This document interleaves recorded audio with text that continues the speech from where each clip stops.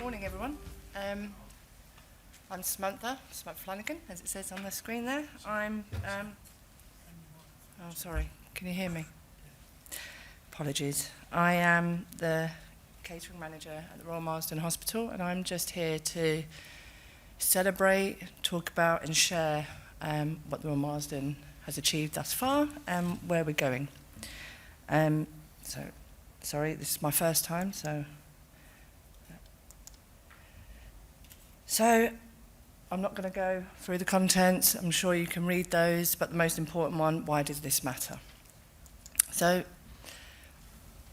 in reality, we've all been challenged with reducing our carbon footprint within the NHS, and catering has a major, well, for me, we have a great hidden carbon footprint in everything that we do. As it says there, you know, the NHS in a whole has 4% of the UK emissions, and if we put that into context, if you think about the UK aviation fleet, the whole of the UK aviation fleet, that is the same and representing that 4%. So it's quite vast in what our challenges are. Everything that we do within catering, as you know, in the carbon footprint is from procurement, from farm to plate. So from vehicles to purchasing to food that comes in through our doors, everything that we do has a carbon footprint. So how do we manage and reduce those? So when we talk about choosing to champion the carbon footprint, we all have a green plan. Well, I like to think that we've all got a green plan within our own NHS, and within our green plan, we have been challenged within catering to reduce the carbon footprint. Everything that we have done within the Royal Marsden is all about communication. It's all about reaching out to every sector of the Royal Marsden Hospital. We link in very well with our nutrition and dietetic department, so we work very closely with them in everything that we do, from what we put on our plates. And Max has been to our site and has great knowledge and has supported me along the way. But everything that we are trying to aim and do is about patient-led. So we talk to our patients, we get our feedback, we make sure that they're engaged with our changes that we're doing that matches our green plan. So our journey thus far, so before we started talking about being sustainable, one of our big successes is we've had organic milk for 16 years now, and that has a major impact, as you know, within our carbon footprint. So we all strive to achieve our accreditation when it comes to Food for Life. We are at silver at the moment, and we are almost at gold. And we're really looking forward to, you know, shouting from the rooftops when we do hit that gold achievement. And the reason we're doing that, as Max did allude to there, that beef content is quite high in the carbon footprint. And how do we reduce that? How do we take that away, you know, to support our accreditations? So we are adapting in our menus to reduce more meat and introduce a pea proteins, and we're putting on our menus venison meats, which is, you know, safer for the planet, fully organic, doesn't need an organic stamp on it. But really what we're trying to get is to everybody to learn, you know, you don't have to eat meat every single day. You know, it helps to reduce your intake of meat. And I will talk about how we've done that within our retail, because everything Max has said there really resonates with what we're doing at the Royal Marsden. So this is a really big one. So how do we reduce plastics? Within catering, within retail, within patient services, within catering as a whole, we all have plastic. So we looked at some quick wins, what we thought were quick wins, but nothing's ever a quick win. So you really need to engage with your customers If you look there, we had, I'm sure everyone has them, those single-use plastic sauces. And our top 4 were ketchups, mayonnaise, barbecue sauces. And we looked at how can we take that away. So within the retail sector, what we did, we decided we're going to remove them. We're just going to take them away. And we did. And we introduced the pumps, as you can see on the screen there. Although there is plastic in there, it's a Tetra Pak, it is less plastic. And with reducing those single, they were in their tons of thousands. As I said there, you know, it was mass. And they don't get recycled. They just go in the waste stream, which obviously lifts up your carbon footprint as well, because then it's the waste management. How do we tackle that waste management? So the Tetra Paks are recyclable, you know, they do go in the recycle waste. So it's been led with the customers, and the customers gave us their feedback. They wanted that change. So we've driven that change and we've removed them. And it's been a great win financially, but also making sure we're being sustainable. So throughout this presentation that I'm going to do is everything we're changing to be sustainable does have a cost saving in there as well. So don't think that everything's going to cost you money. Actually, it does save you in the long run, but being sustainable as well. For us, this was a really big change. We were using thousands and thousands of plastic containers in order to do our meal production. We're a specialist hospital, we're a cancer hospital at the Royal Marsden Hospital, so we were able to make these changes with our senior management leading with us. To reduce those single plastics and move to a more sustainable, which is stainless steel. Everybody, you know, it's the best material out there because it's durable, it's easy to manage, it's easy to wash, it's got a lifelong span on there. But that was a really big win for us in taking away all that plastic. It really did show big change with what we were doing at the Royal Marsden Hospital. And the impact on how it cooks and stores is vast. So really proud of what we've done there. And as you can see also, there was a massive cost saving. So everything we've done, again, as I just said, being sustainable has a benefit to it financially as well. And obviously in the NHS, we need to be managing our income too. So what's coming? So this is a really big change, and this is a big, bold change that we're doing at the Royal Marsden. And I must stress the communication you have to have in terms of change and big, bold changes here has to be led from your senior team. And at the Royal Marsden, we have a fantastic senior leadership. And every change that we're trying to do within our catering, it's about going out and talking to each other. It's engaging and grasping what it is that we need to do to be sustainable, but also making sure that the impact is sustainable and making sure that it doesn't have a negative impact. So what we're planning to do is actually removing all of our single-use items within our retail outlets, and that means every single paper coffee cup and removing our compostable boxes, food takeaway boxes.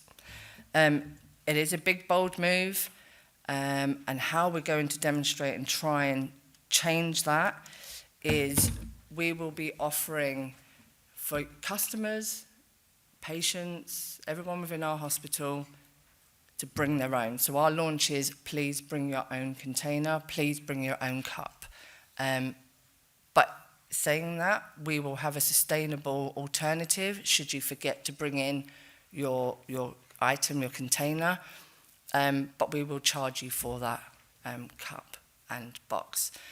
So it is a big, bold move, but we do believe in order to move forward in being sustainable that those items are vast. They're thousands and thousands that we use. And taking them away is going to support our footprint.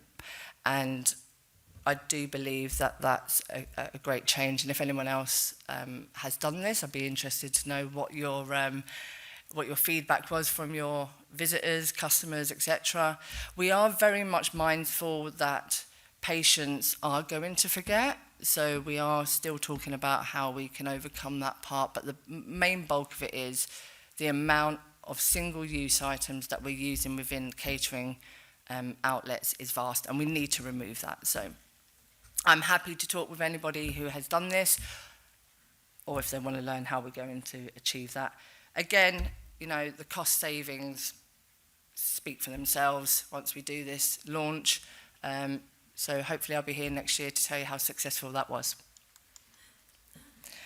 Max spoke about digital meal ordering system. So we did introduce digital meal ordering system a good few years ago. But what we missed in our link with doing that ordering system, it did help reduce food waste because it's nearer the meal service, as Max mentioned. But what we lost was we didn't have the digital system that linked straight into the kitchen. So it wasn't live ordering. But this is coming soon. We're really looking forward to it. So again, as Max demonstrated, that we have a system you order as close to the meal service, so the patient themselves are ordering what they feel like they want to eat at the time that they want to eat, because it does accumulate a lot of waste if you do it. If you're taking lunch in the morning and actually they're not getting their lunch till 12:30, the likelihood is some patients have changed their minds already. You've got natural waste. With this meal ordering system, we can delete and take away. Live in the kitchen can manage their production that goes up to the patient, and we can utilise that food that has been, we all know we have to do a production line, but we can utilise that in the retail outlet, and or we can offer it at a reduction price, but we're not throwing it away. We're reducing that food waste, which is really, really important. So we're looking forward to that, and our chefs are really on board with this as well. It's really important that you engage with all of your team. Challenges, well, within catering, many of you may have experienced, and I'm a great believer in talking, learning from each other, and engaging. But what I have found is that we've all been challenged with these targets, the 2040, 2045 targets, you know, what we can manage, but what we can influence as well. Myself, I have been trying to research products, but I find there's a lot of greenwashing out there, and it takes a lot of hours to try and understand what is right, what is wrong. Again, with Max, you know, his speciality and support and knowledge. Tim Radcliffe has been a great support to me in understanding what other people are doing out in the NHS. But this for me is about engaging with everybody here, is how do we in catering talk about sustainability? I just feel we've been left on our own. There's no book that tells you what to do.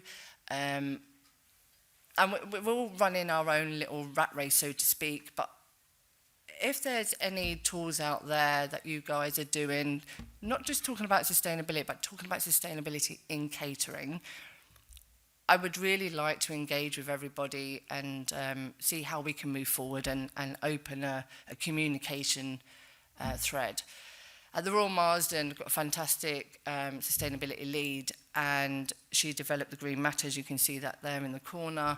I'm a green champion at our trust, and I really do believe that we can make that difference and we can hit those targets that we're being challenged if we talk to each other, if we learn from each other, if we understand what we're doing. So that's really important for me. Big challenge here is a cultural change. Not everybody believes in being sustainable. Some quick wins, what we've done in our retail outlet, as you were demonstrating there, we've done 2 meat-free days. So we were, asking customers to not eat meat, come to the restaurant, enjoy good food, freshly cooked, homemade food, but it doesn't have to be meat orientated. So we done 2 meat-free days, and they were successful. We had some great feedback, and customers are actually saying to us, it's really, really good to see having vegetarian and vegan meals presented, because we're all about meat, right? So it's always about putting that on the plate. But thinking differently is what we're about. So it's about education, how we can change the mindsets of people and letting them understand that we need change. And that's what we're about. So moving on, again, just touching on that leadership. So when I talk about leadership, it's about your senior leaders within your trust. If they're not on board with what you're doing or with those changes, the likelihood is you're not going to be successful. If you really get out there, engage, it's get in your face in every meeting that you can to talk about sustainability change within your catering outlet. What we do, we go into nurses' meetings, we go into senior management meetings, we've got the engagement when we talk about inductions, we go and talk about sustainability, not just about catering, but as a whole what we're doing. But within catering, it's so important that we really look at everything that we do from farm to plate. It's so important that we engage with our customers. And when I say customers, that's not just our patients, it's everybody that works within your hospital. And I really, really would like to engage, I can't push it enough, that if we work together as a catering within the NHS up and down the country, I'm sure that we could learn from each other and make those big changes. Small changes make big outcomes, and it's really important that we engage in those. So we're a small hospital in London, Royal Marsden. Anybody that wants to engage and let me know what you're doing out there, I'm really happy to learn from you. Likewise, if you'd like to know what we're doing, I'm happy to share what we're doing and how we can work together. And these are just a few things to think about. Sustainability change is all of us. I do believe that our Green Matters forum that we have, it really doesn't matter what pay band you are in the NHS Trust. It's about having ideas. It's about making those changes together and making the reality come true. So just thinking about, we are challenged. 2040 is not that far away. So we really need, for me, I felt isolated. I felt alone trying to make these changes within the catering department, reaching out to Max, reaching out to other people. But we are vast, yeah? We're an NHS. We need to group together and make those changes. So please join me on this journey. I'd love to join you on your journey, and so we can learn from each other.